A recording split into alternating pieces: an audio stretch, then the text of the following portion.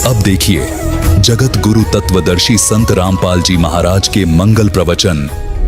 अभी स्पष्ट करेंगे आपके सामने। दुर्गा को प्रकृति भी कहते हैं।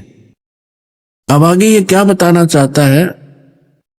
अब श्रीमद् भगवद गीता का अध्याय हम 7 पढ़ रहे हैं और इसमें ये 11वां मंत्र हम पढ़े। हे भरत श्रेष्ठ, मैं बलवानों का बल यानी आसक्ति और कामना से रहित बल सामर्थ्य हूं। मैं बलवानों का बल हूं और सभी प्राणियों को, भूतों को, इन प्राणियों के धर्म के अनुकूल, शास्त्र अनुकूल काम मैं हूं। धर्म अविरुद्ध काम मैं हूं। अब हम 12 से लेंगे। इसमें क्या बताया कि और भी जो सतगुण से उत्पन्न होने वाले भाव हैं, जो रजोगुण तथा तमोगुण से होने वाले भाव हैं, उन सब को मुझसे होने वाले हैं ऐसा जान, परंतु वास्तव में उनमें मैं और वे मुझ में नहीं है। अब यहाँ क्या प्रसंग है। ये श्रीमद् भगवद गीता में गीता ज्ञान दाता कौन है। ये श्री ब्रह्मा विष्णु महेश जी के पिताजी हैं, जो श्रीमद् भगवद गीता को बोल रहे हैं श्री कृष्ण में प्रवेश करके। अब यहाँ पर थोड़ा सा ये कंसेप्ट और क्लियर करना पड़ेगा कि श्रीमद् भगवद गीता का ज्ञान किसने दिया, क्योंकि श्रीमद् भगवद गीता को समझने के लिए ये जानना अनिवार्य है कि श्रीमद् भगवद गीता का ज्ञान श्री कृष्ण नहीं बोल रहा। श्री कृष्ण के अंदर प्रवेश करके ये ब्रह्म बोल रहा है, सरपुरुष बोल रहा है, ये काल बोल रहा है। यहां थोड़ा सा हिंट देंगे ताकि श्रीमद् भगवद गीता आपके बहुत आसानी से समझ में आएगी। अब आपको दिखाते हैं कि जब महाभारत का युद्ध समाप्त हो चुका और युधिष्ठिर जी को राजगद्दी प्राप्त होगी, तो श्री कृष्ण ने कहा पांडवों से कि अब मैं द्वारका जाना चाहता हूं। तब अर्जुन ने कहा कि भगवान, आप जी ने जो युद्ध के समय मुझे ज्ञान सुनाया था, श्रीमद् भगवद गीता जिसको कहते हैं, वो बुद्धि के दोष से मैं भूल गया। उसी ज्ञान को प्रभु एज इट इज सुनाना, फिर से सुनाना, हमें एक सत्संग करके जाना, ताकि हम आपके द्वारा दिए गए वचनों के आधार से हम अपना आगे राज्य भी करें और जीवन भी सफल करें। तो उसके विषय में आपको दिखाते हैं। यह है संक्षिप्त महाभारत द्वितीय खंड, गीता प्रेस गोरखपुर से प्रकाशित है ये। और इसके कहां से छपा है, इसके अनुवादक भी वही हैं, द्वितीय खंड संपादक तथा संशोधक जयदयाल गोविंद का, और ये यहां से छपी है। अब हम इसके आपको 667 पृष्ठ पर ले चलते हैं। ये है 667 पृष्ठ और यहां से हम शुरू करते हैं। अश्वमेधिक पर्व। अर्जुन का श्री कृष्ण से गीता का विषय पूछना और कृष्ण का अर्जुन से सिद्ध महर्षि और कश्यप का संवाद। यह देखिए। जन्मे जय ने पूछा, ब्राह्मण, शत्रुओं का नाश हो जाने के बाद जब महात्मा श्री कृष्ण और अर्जुन सभा में बैठकर वार्तालाप कर रहे थे, उसमें उनमें क्या क्या बातचीत हुई। तो वैशंपायन जी ने कहा, राजन, श्री कृष्ण सहित अर्जुन ने जब अपने राज्य पर पूरा अधिकार प्राप्त कर लिया तो वे दिव्य सभा भवन में आनंद के साथ रहने लगे। एक दिन स्वजनों से घिरे हुए वे दोनों मित्र स्वेच्छा से घूमते घूमते सभा मंडप के ऐसे भाग में पहुंचे जो स्वर्ग के समान सुंदर था। पांडुनंदन अर्जुन श्री कृष्ण के साथ रहकर बहुत प्रसन्न थे। उन्होंने एक बार उस रमणीय सभा की ओर दृष्टि डालकर भगवान से ये वचन कहा, देवकी नंदन, जब युद्ध का अवसर उपस्थित था उसमें मुझे आपके माध्यम का ज्ञान और ईश्वरीय स्वरूप का दर्शन हुआ था, किंतु केशव, आपने स्नेहवश पहले मुझे जो ज्ञान का उपदेश किया था वह इस समय बुद्धि के दोष से भूल गया है। उन विषयों को सुनने के लिए बार बार मेरे मन में उत्कंठा होती है। इधर आप जल्दी ही द्वारका जाने वाले हैं, अतः पुनः वह सब विषय मुझे सुना दीजिए। अब कहने का भाव ये है कि अर्जुन कह रहा है कि कृष्ण जी से कि आपने युद्ध के समय जो मुझे गीता वाला ज्ञान बताया था मैं बुद्धि के दोष से भूल गया, मुझे वही ज्ञान फिर बताओ। अब श्री कृष्ण जी क्या कहते हैं देखिए, वैशंपायन जी कहते हैं, अर्जुन के ऐसे कहने पर वक्ताओं में श्रेष्ठ महातेजस्वी भगवान श्री कृष्ण ने उन्हें गले से लगाकर इस प्रकार उत्तर दिया। श्री कृष्ण बोले, अर्जुन, उस समय मैंने तुम्हें अत्यंत गोपनीय विषय का श्रवण कराया था, अपने स्वरूपभूत धर्म सनातन पुरुषोत्तम तत्व का परिचय दिया था और नित्य लोकों का भी वर्णन किया था, किंतु तुमने जो अपनी नासमझी के कारण उस उपदेश को याद नहीं रखा, यह जानकर मुझे बड़ा खेद हुआ। इन बातों को अब पूरा पूरा श्रवण होना संभव नहीं जान पड़ता। श्री कृष्ण जी के बोल हैं, ये सुन जानते पढ़ियो। पांडुनंदन, निश्चय तुम बड़े श्रद्धाहीन हो, तुम्हारी बुद्धि अच्छी नहीं जान पड़ती। अब मेरे लिए उस उपदेश को ज्यों का त्यों दोहरा देना कठिन है, क्योंकि उस समय योग युक्त होकर मैंने परमात्म तत्व का वर्णन किया था। पुण्यात्माओं, ये भी एक विचलित आत्मा होती है। अब देखो, जैसे दास सत्संग कर रहा है और प्रथम बार कोई श्रोता इसको सुन रहा है, आज के सत्संग को मुश्किल से वो 60% याद रख सकता है, मुश्किल से। और फिर 1 हफ्ता 10 दिन के बाद, महीने 2 महीने के बाद वो मुझे मिले और मुझसे कहे, जी वो सत्संग आपने किया था वो फिर से सुनाना, तो मैं तुरंत सुना दूंगा। यदि मैं अपने होश हवास में बोल रहा हूं और मैं ये कहूं कि तेरी बुद्धि अच्छी नहीं है, तू श्रद्धाहीन व्यक्ति है, तूने वो सत्संग याद क्यों नहीं रखा, और मैं ये कहूं मुझे तो अब याद नहीं, कोई बात हुई या? इसे सिद्ध है कि श्री कृष्ण नहीं बोल रहा था गीता का ज्ञान, उसके अंदर वो काल बोल रहा था प्रवेश करके। अब उसको कुछ भी याद नहीं। फिर कहता उससे मैंने योग युक्त होकर के वो ज्ञान बोला था। योग युक्त का अर्थ होता परमात्मा से कनेक्ट हो जाना। इसे सिद्ध है कि परमात्मा कोई अन्य है जिससे वो कनेक्ट होने की बात कर रहा है। और जब युद्ध के मैदान में इसे भयंकर स्थिति में योग युक्त हो सकता है, अब पीस माइंड पीस है, उस टाइम तो शांति है, तो उसमें और जल्दी हो जाना चाहिए था योग युक्त, जबकि बिजली गिर गई। वास्तविकता यह है कि श्री कृष्ण जी ने योग ज्ञान पता ही नहीं ना, उन्होंने बोला। उन्होंने फिर आगे इसमें अपने सत्र का ज्ञान दे रखा, वो गीता से मेल भी नहीं खाता। इससे आगे गीता है अलग से लिखी हुई है, वो तो गीता से मेल भी नहीं खाता, कह भी नहीं मिलता आपस में। तो कहने का भाव यह है कि श्री कृष्ण में प्रवेश कर कई काल बोल रहा था। इसके बहुत से प्रमाण हैं। अब पहले तो ये प्रसंग क्लियर करता हूं कि जैसे अब श्री कृष्ण में प्रवेश करके काल बोला था, और ये काल कौन है? ये ब्रह्मा विष्णु महेश के पूज्य पिताजी हैं। और गीता अध्याय नंबर 4 के श्लोक नंबर 5 और 9 में ये क्या कहता है कि अर्जुन, तेरे और मेरे बहुत जन्म हो चुके, तू नहीं जानता, मैं जानता हूं। मेरे जन्म और कर्म अलौकिक हैं। इसके कर्म अलौकिक कैसे है? जैसे श्री कृष्ण में प्रवेश करके प्रेत की तरह गीता का ज्ञान बोल दिया, अब आज तक यही रट लगा रखी थी, श्री कृष्ण जी ने गीता बोली, श्री कृष्ण जी ने गीता बोली, और बोली काल ने गीत, कृष्ण जी को तो पता भी नहीं मैंने बोला क्या था गीता में।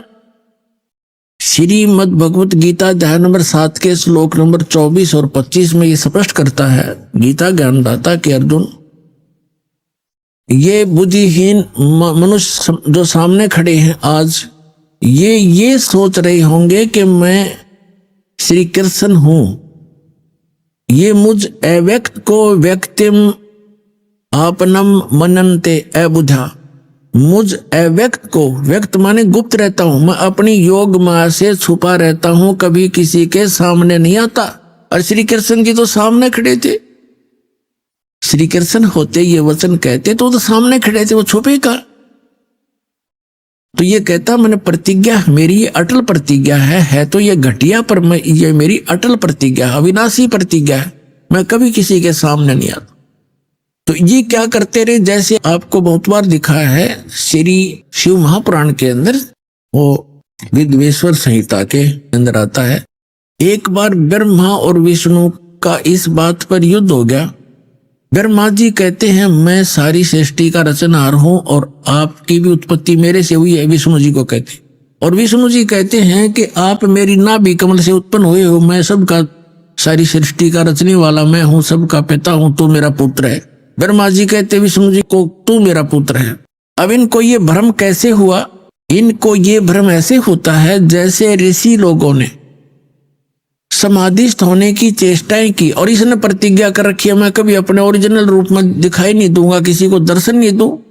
ये क्या करता है, जैसे ऋषि महर्षियों ने समाधिस्थ हुए और समाधि दशा में किसी को ब्रह्मा के रूप में दर्शन दे दिए, तो उस ऋषि ने सब जगह जो है गुणगान कर दिए कि ये ब्रह्मा जी स्वयं मालिक है, ये अपने आप को छुपाए बैठे हैं, ये जगत पिता हैं, मैंने समाधि दशा में इनके दर्शन हुए।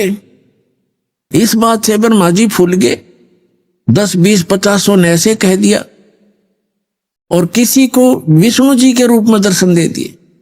तो उसने कहा कि विष्णु जी यही पूर्ण परमात्मा है, मैंने तो समाधि दशा में इनके दर्शन हुए, ये अपने आप को छुपाए हुए, ये जगत के मालिक हैं, जगत के रचने वाले हैं, समर्थ है। तो उससे विष्णु जी को भ्रम हो गया कि मैं ही रचने वाला हूं, सारे मुझे कहने लग रहे। किसी को शंकर भगवान के रूप में दर्शन दे दिए समाधि दशा में, अंदर अंतःकरण में। तो उसने बता दिया कि शंकर भगवान जो ये बैठे तमोगुण, यही सर्वशक्तिमान है, कालज्ञ मृत्युंजय सर्वज्ञ, सारी सृष्टि के रचना। तो वहां ब्रह्मा और विष्णु जी को भ्रम हो गया, तो उनका युद्ध हो गया। फिर वो बीच में एक स्तंभ खड़ा करा, पिलर खड़ा करा, लिंग, तो उन दोनों का युद्ध समाप्त किया। तब ये काल आ गया अपने पुत्र शिव का रूप धारण करके, ये अपने वास्तविक रूप में नहीं आता। इसका वास्तविक रूप कौन सा है, जो श्रीमद् भगवत गीता का ज्ञान देते समय युद्ध के मैदान में दिखा था इसने, 1000 भुजा का है, ये सहस्रा बाहु है। ये ब्रह्मा विष्णु महेश केवल 4 भुजा बना सकते हैं, दुर्गा केवल 8 भुजा बना सकती है, इससे ज्यादा नहीं है। और ये 1000 भुजा से लेकर और 10 भुजा और 4 भुजा और 2 भुजा में बना सकता है। तो ये ऐसे अपना वास्तविक रूप इसका वो 1000 भुजा, वो काल रूप है, वो इसका वास्तविक रूप है। तो उस वास्तविक रूप में ये कभी किसी को दर्शन नहीं देता, इसने प्रतिज्ञा कर रखी है। तो इसी का एक प्रमाण दिखाते हैं श्री विष्णु पुराण के अंदर कि एक बार राक्षसों का और देवताओं का युद्ध हो गया, देवता युद्ध में हार गए और राक्षस विजयी हो गए। देवता वहां से भागकर समुद्र के किनारे जाकर के तपस्या करने लगे, हे भगवान, हे सच्चिदानंद, हे सर्वशक्तिमान, हे शेषया पर विराजमान होने वाले, वो लगे साधना, वो करने लगे स्तुति। तो विष्णु रूप धारण करके यूं काल आ गया और इसने उनसे कहा कि तुम्हारा जो भी अभिष्ट है, मन में जो तुम्हारे दुख है, वो मैंने जान लिया है और मैं ऐसे ऐसे करूंगा। पढ़ के सुनाता हूं आपको, फिर अच्छा समझ में आएगा। ये देखिएगा श्री विष्णु पुराण, गीता प्रेस गोरखपुर से प्रकाशित। इसके कौन है अनुवादक? श्री मुनीलाल गुप्त। और ये कहां से प्रकाशित है? कहाँ से छपी है? ये यहीं से प्रकाशक व मुद्रक हैं, गीता प्रेस गोरखपुर, गोविंद भवन कार्यालय कोलकाता का संस्थान। ये इनके फोन और फैक्स नंबर।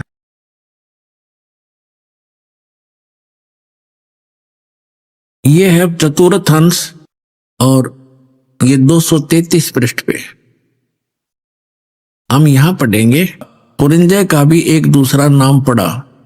यहां लिखा कि पूर्व काल में त्रेता युग में एक बार अति भीषण देव असुर संग्राम हुआ। देवताओं और राक्षसों का युद्ध हुआ। उसमें महाबलवान दैत्य गण से पराजित हुए देवताओं ने भगवान विष्णु की आराधना की। तब आदि अनंत शून्य अशेष जगत प्रतिपालक श्री नारायण ने देवताओं को प्रसन्न होकर कहा, आप लोगों का जो कुछ अभिष्ट है वह मैंने जान लिया है। उसके विषय में यह बात सुनिए। राज ऋषि ससाद का जो पुरंजय नामक पुत्र है, उस अक्षत्रिय श्रेष्ठ के शरीर में मैं अंश मात्र से अवतीर्ण होकर, यानी कुछ समय के लिए उसमें प्रवेश करूंगा, इस पुरंजय के शरीर में उस होकर उन संपूर्ण दैत्यों का नाश करूंगा। तुम लोग पुरंजय को दैत्यों के वध के लिए तैयार करो। अब इसके कहता है मेरे कर्म अलौकिक हैं। ये कर्म अलौकिक क्यों हैं कि पुरंजय के अंदर जो पुरंजय को खड़ा कर लिया, असुर और देवता आमने सामने युद्ध के लिए खड़े हो गए और यू काल जो है पुरंजय के शरीर में प्रवेश कर गया और वह राक्षसों को मार डाला। अब और दिखाता हूं 243 पृष्ठ पे। यह है चतुर्थ अंश ही चल रहा है, श्री विष्णु पुराण चतुर्थ अंश ही चल रहा है। अध्याय 3 का श्री विष्णु पुराण 242 पृष्ठ पे तीसरा अध्याय। यह पूर्व काल में रसातल में मोने नामक 6 करोड़ गंधर्व रहते थे।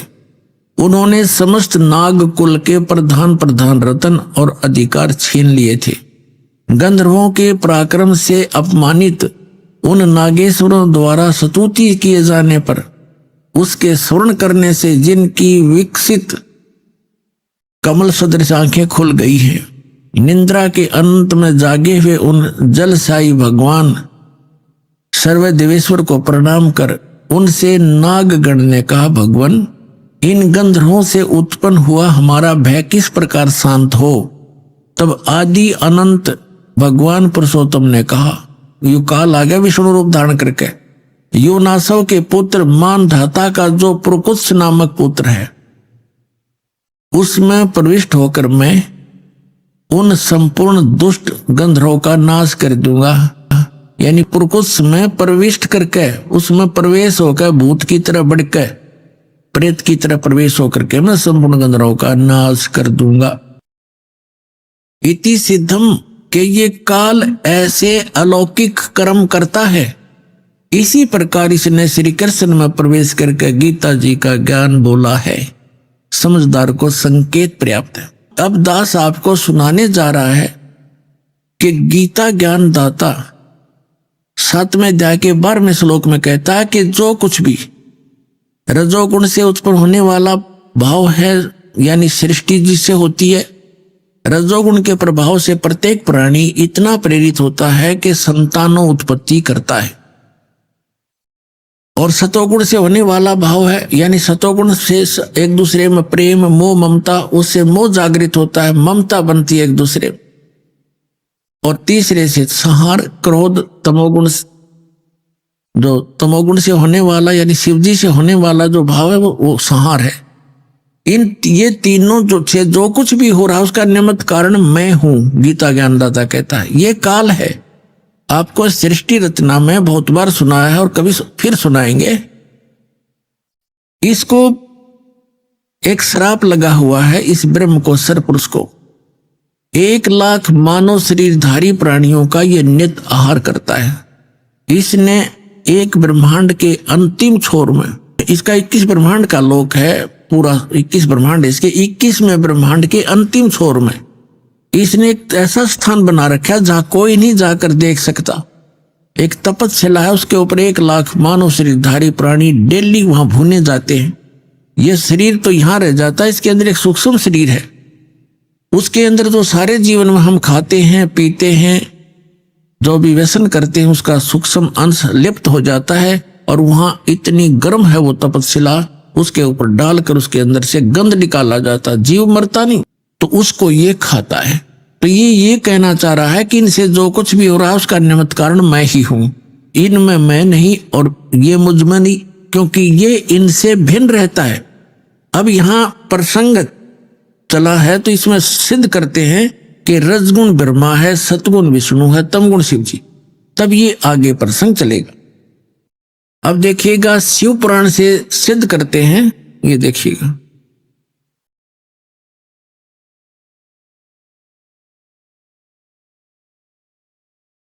ये गीता प्रेस गोरखपुर से प्रकाशित है, संपादक है इसके, ये देखिएगा, संपादक है हनुमान प्रसाद पोदार, और ये कहां से, ये यहां से प्रकाशित है।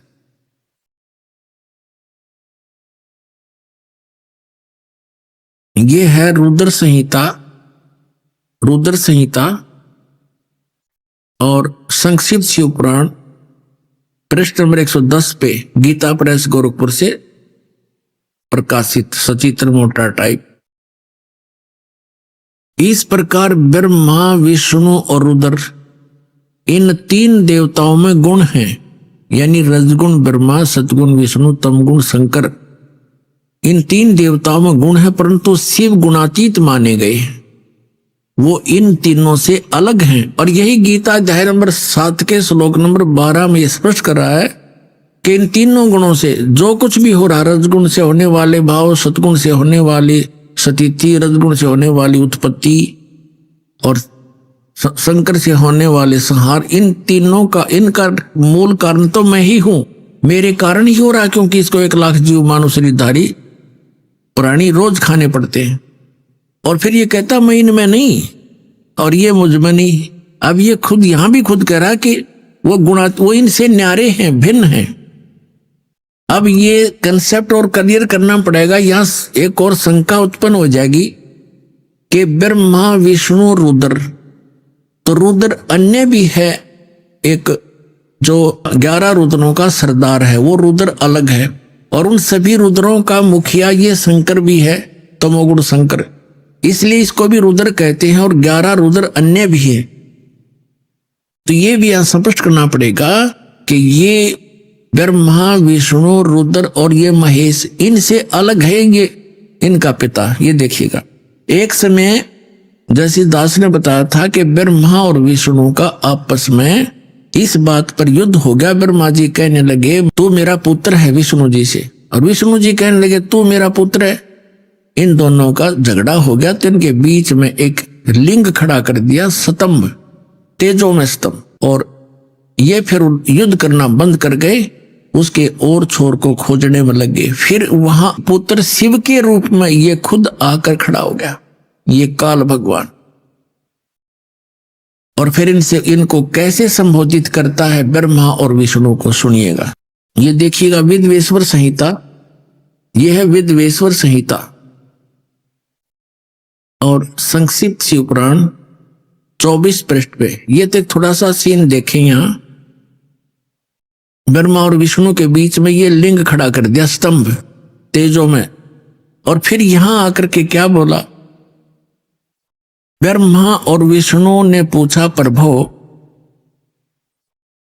सृष्टि आदि 5 कर्तों के लक्षण क्या हैं, ये हम दोनों को बताइए। भगवान शिव बोले ये काल है इनका पिता। भगवान शिव बोले मेरे कर्तों को समझना अत्यंत गहन है, तथापि मैं कृपा पूर्वक तुम्हें उनके विषय में बता रहा हूं।